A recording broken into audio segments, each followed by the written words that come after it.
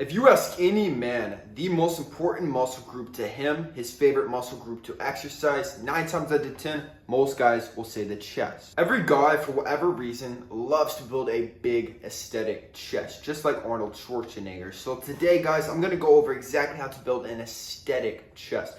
And now, unfortunately, pretty much 99.9% of all the workouts, all the protocols online on the chest is terrible. It's like an 8-year-old wrote these workouts. Like, it's not good whatsoever. So I'm a certified personal trainer. I'm going to teach you exactly how to build your chest and how to build it aesthetically, because there is a difference. We could go for overall size, get a droopy titty-like chest like Andrew Tate, or we could get a hard, dense, flat plate of armor chest, just like a sculpture. So without further ado, let's get on with the video.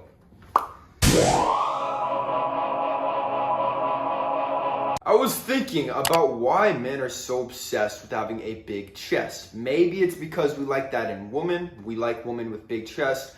Or maybe I also have another philosophy, is that it protects the heart and the vital organs, you know, because like in times of war, it's like that's how you're gonna die. So someone's gonna like spear you through the chest, something like this. So my new philosophy that it just came off the dome is that psychologically we feel like the bigger our chest is, we feel more protected. Like we feel more alpha and dominant with the bigger chest, even though mathematically, aesthetically speaking, it's actually one of the least aesthetic muscles.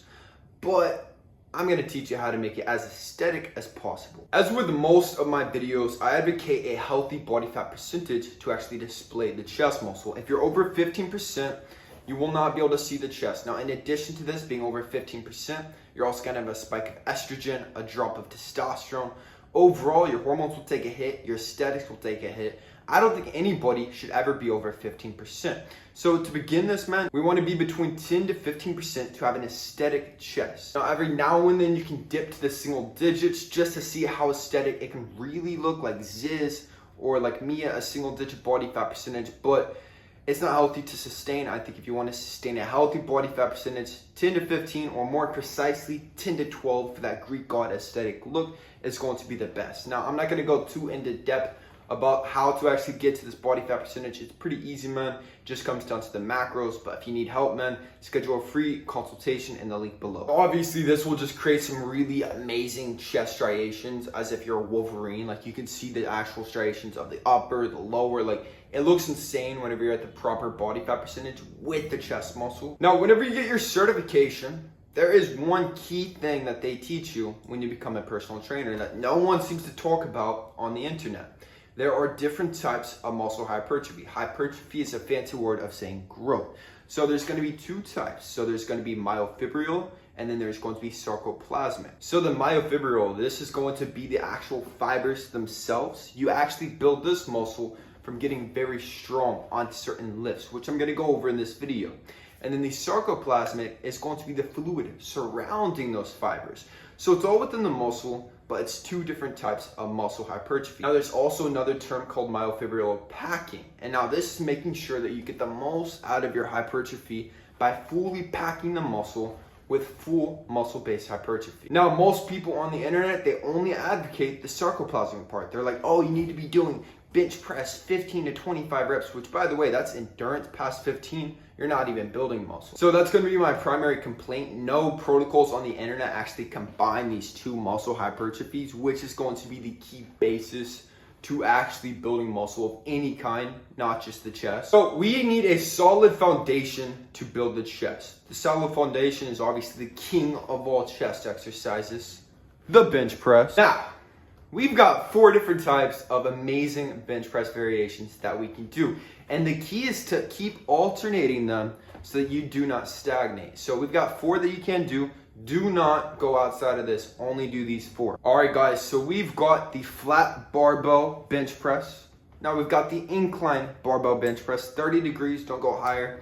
And then we got the flat dumbbell bench press. And then we got the incline dumbbell bench press. Here's exactly what you're going to do. You will be doing a reverse pyramid protocol. So the first set, before anything else, we want to warm up the muscles. So just do a light weight for the first set. Maybe just do the bar. Maybe just do 135 on the bench press. Don't go super heavy, 50 to 70% of your first working set, just to get the blood flowing. Then you're gonna jump into the heaviest set. So we wanna do about 4 to 6 reps for this, and you wanna go about 1 until failure. So this means you've got 1 left in the tank. You're not completely out, but you've got 1 left, and you stop. You cut it right there. Because the key with this, guys, we're looking for strength. We're not looking to just completely fry the muscles. We're looking to progressively do more and more. So you do this first set, rest 2 to 3 minutes, okay?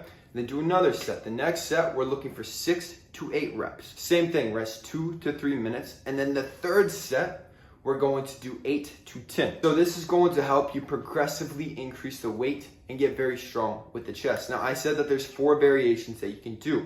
Obviously, the incline bench press will target the upper chest a little bit more, and then the flat bench press, believe it or not, hits all the chest. It still hits the upper chest and it hits the lower chest. So you can do both, but I actually advocate switching off between all of these, because sometimes you'll get burnt out. Sometimes you're tired of doing one. Sometimes you don't have a spotter.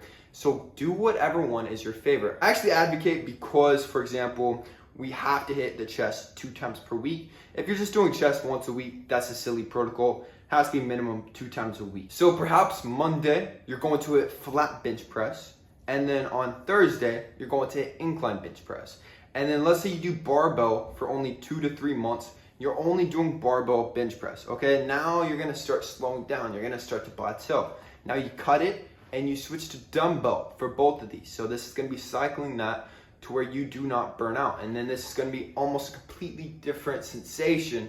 And then this will make it to where you can keep getting stronger and stronger once again. So the key with this, which is the myofibromal muscle hypertrophy, is to continue getting stronger. You wanna push for PRs. This is whenever you want that really intense music. This is whenever you're telling yourself, if I don't PR, this entire workout is a waste of time, because this is the foundation of the chest. This is how you're primarily going to build the chest. You're not gonna build the chest from chest flies, from push-ups.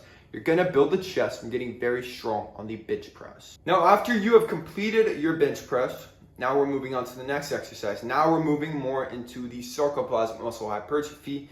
And so we're gonna start off with actually a stretching exercise. Now what this is gonna do, it's gonna stretch those fibers across the chest and allow blood to flow into the chest, thus allowing for more growth. So there's a couple different ones that you can do, but some of my favorites, it's gonna be the machine chest fly, like 12 to 15, incline chest fly with the dumbbells. There's so many different variations, but essentially we want to be doing a chest fly of about 12 to 15. And now we're going to be working out a little bit differently with these as well. So instead of just popping them out, trying to go for the PRs, that's not what we're doing. Now you're gonna go down as slowly as possible, count to 3, 1, 2, 3, and then you're gonna explode up, just like that. So 1, 2, 3, back, pause, and then explode up. This will help build up more sarcoplasmic fluid within the muscle, thus creating for more growth. Now, it's typically going to be my point in the exercise protocol to superset an upper chest exercise. Because guys, we want a strong chest, just like a plate of armor, so we need to really isolate the upper chest still, get some fluid pumped up in there. So there's a lot that you can do, like for example, you can do the incline barbell bench press, but instead of focusing on strength, now you're gonna be doing that slow and controlled motion, focusing on the sarcoplasmic fluid.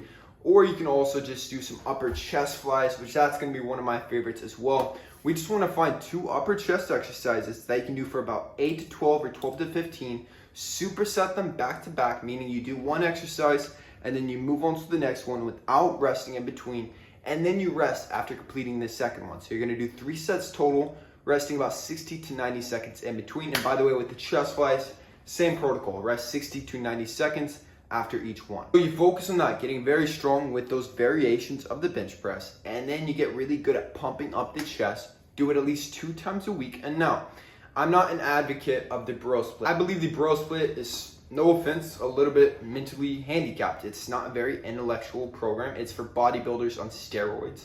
I think any natural would actually be just very unintelligent to ever do a bro split. So you have to hit each muscle twice a week. So for example, if you just want to hit chest, you have to hit shoulders as well. You have to have a push day.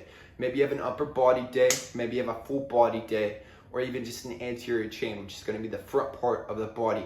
Whatever split you do, you need to combine the chest with other muscle groups. Obviously, you need to be hitting your macros so that you can account for proper growth. You need to be in the proper body fat percentage range, because if you're over 15%, it's going to be difficult to actually build real muscle. So I'd suggest cutting down to 10% and then bulking up to 15, cut down to 10, bulk to 15, until you're happy with your size. Now, I'm personally very content with my size. I have no intention to get bigger. Lots of people say I'm skinny. I don't really care, man. I'm 205 pounds at 6'5". I'm quite satisfied. Now we're gonna close out this video with a couple questions. So number one is a bench press alternative. You could do weighted dips if, for example, you just want to do body weight. Now, if you can handle the weighted dips, personally, it tears apart my rotator cuffs, no matter how perfect my form is. So it depends on your rotator cuffs, your genetics, but I avoid the weighted dips, but if you can handle them, that's going to be a very good bench press alternative. But do the exact same protocol. So do the heaviest set first, and then gradually drop down the weight. Get very strong with that, and then you can pump up the chest with some push-ups, stuff like that. That's going to be the only way you can work out the chest at home.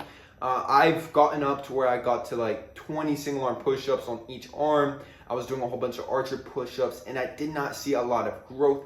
Actually, I lost tons of muscle by doing just body weight. So if you just want to do body weight workouts, guys, you have to have the weighted dip. That's going to be the only one that's going to ensure that you can actually grow the chest. Other than that, the bench press is still king. It reigns supreme over anything, man. Now, I always get a lot of questions about the best supplements to build muscle, and in this video, specifically your chest.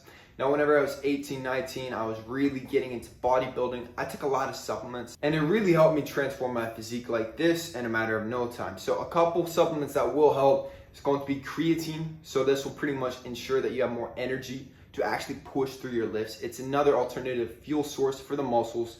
And so like that last rep, whenever you're struggling, the creatine supply will help you actually push through it. And then in addition to this, I used to take whey protein. So this will obviously make sure you hit your macros to ensure that you have enough to actually build muscle. And then I used to take BCAAs, which is going to ensure that whenever you're working out, especially fasted, your body's not using that stored muscle mass as a fuel source.